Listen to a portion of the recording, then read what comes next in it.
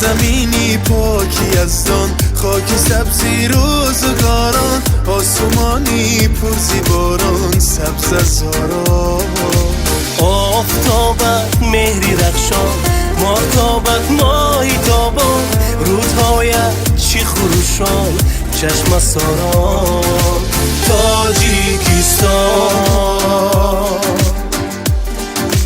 تاجیکستان، ای کشوری مهر و محبت، تاجیکستان، ای بزرگ ای بی نهایت، تاجیکستان.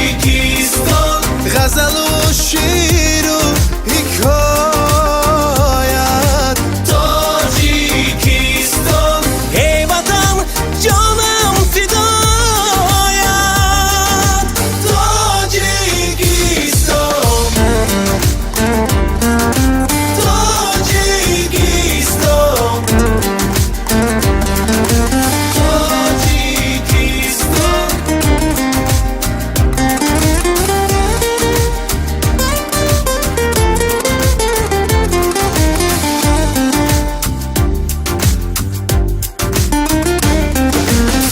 مردمانت آسمانی، دشتهایت ارغوانی، باغ‌هایت سایبانی، جاویدانی.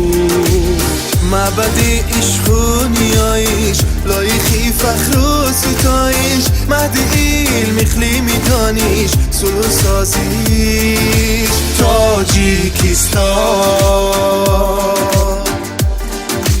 تاجیکستان، ای کشوری مهر و محبت، تاجیکستان، ای بزرگ ای بی نهایت، تاجیکستان. غزل و شعر و حکایت، تاجیکستان، ای وطن جانم فدایت، تاجیکستان، ای کشوری مهر و محبت، تاجیکستان، ای بزرگ ای بی نهایت، تاجیکستان. غزل و شعر و حکایت،